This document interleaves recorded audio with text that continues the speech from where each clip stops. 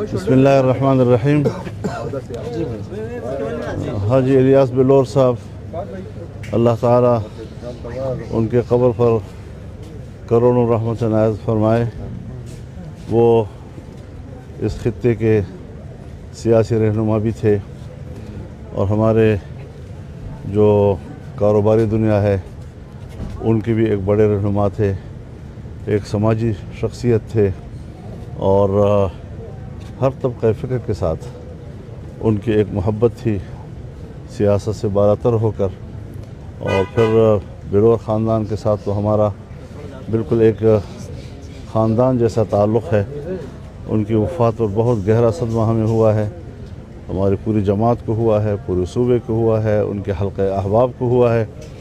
और अल्लाह ताला अब उनके पूरे ख़ानदान को, उनके भाइयों को, उनकी औलाद को, उनके रिश्तेदारों को सब्र जमील नसीब फरमाए और उनकी बरकतें अल्लाह ताला उनके औलाद को नसीब फरमाए। हाजी बिलोर साहब हमारे बड़े हैं, हमारे बुज़ुर्ग हैं और उनकी ताज़ियत के लिए मैं हाज़िर हुआ था। अल्लाह ताला उनको भी सब्र जमील अता फरमाए।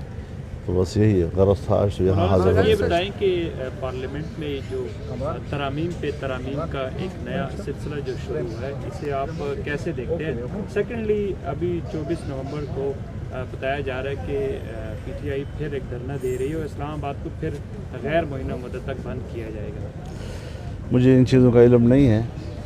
मैं चूँकि अभी कल ही तो मैं बरतानिया से वापस आया हूँ, तो थोड़ा ज़रा मुझे यहाँ कुछ चीज़ें समझने दीजिए, कुछ मौका मुझे मिलना चाहिए।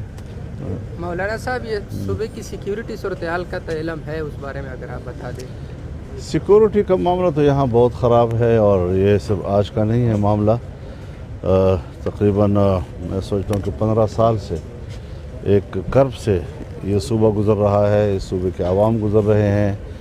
दूसरी तरफ बलूचिस्तान में यही सूरत हाल है, हुकूमती रिट कहीं नज़र नहीं आ रही है और हुकूमतें भी बजाय इसके कि वो अपना फ़र्ज़ मनसबी बजा लाएँ और लोगों के जान माल और तो आबरू के तहफ़्फ़ुज़ के लिए अपनी तवानाइयाँ और सलाहियतें सर्व करें, वो अपनी सियासत पर ही सारी चीज़ें मरकूज़ किए हुई हैं।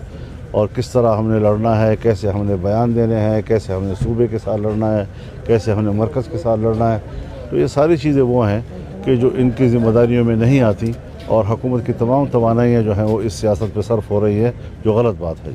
मौलाना साहब, आप काफ़ी सियासी बसीरत रखते हैं, आप तमाम सियासी जमातों को मौजूदा सूरत हाल में क्या मशवरा देना चाहेंगे मुल्क के खातिर? देखिए, सियासी जमातें जो हैं वो इख्तिलाफ़ राय का तो उनका हक़ हासिल है, लेकिन इख्तिलाफ़ राय की भी अपनी हदूद होती हैं। आपने देखा 26वीं तरमीम पर हमारा कितना बड़ा इख्तिलाफ़ था, लेकिन हमने 1 महीने से ज़्यादा मुसलसल मुज़ाकरात किए और एक एक शक़ पर हमने बहस की और जहाँ जहाँ हमारे पास दलाइल थे और हुकूमत को हम वो शिक़े वापस देने पर आमादा कर सकते थे, वो हमने कराई और तब जाकर फिर हमने उसको कबूल किया है। लेकिन ये कि अगर उस आईनी तरमीम के बाद ऐसे बिल लाए जा रहे हैं जो कानून के ज़ुमरे में आते हैं और वो धड़ाधड़ पास किए जा रहे हों और जिसमें आइन की उस 26वीं तरमीम की रूह की नफ़ी हो रही हो और उसके कॉज की नफ़ी हो रही हो, तो ये भी तो काबिल मज़म्मत चीज़ें हैं। इस पर भी हुकूमत को नज़रसानी करनी चाहिए। ये रवश हमेशा नापायदार रहती है, हमें कोई पायदार इक़दाम करने चाहिए ताकि आवाम को हम मुतमईन कर सकें। अपनी कुर्सियाँ बचाने के लिए तो हम बहुत कुछ करते हैं, अपनी सियासत को बचाने के लिए हम बहुत कुछ करते हैं, लेकिन आवाम के लिए भी हमें कुछ करना है और हमें आवाम के हुकूक देने हैं।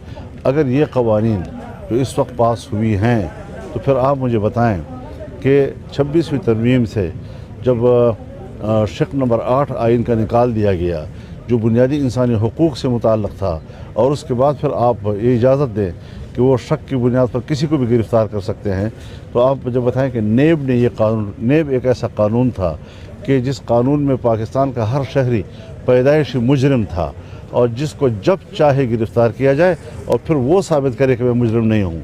आज हर पाकिस्तानी पैदाइशी तौर पर मशकूक हो गया है, जिसको जब चाहे पकड़े, 90 दिन तक अपने पास रखें, मज़ीद इजाफा भी कर सकें और उससे साबित करना है कि मैं मशकूक नहीं हूँ।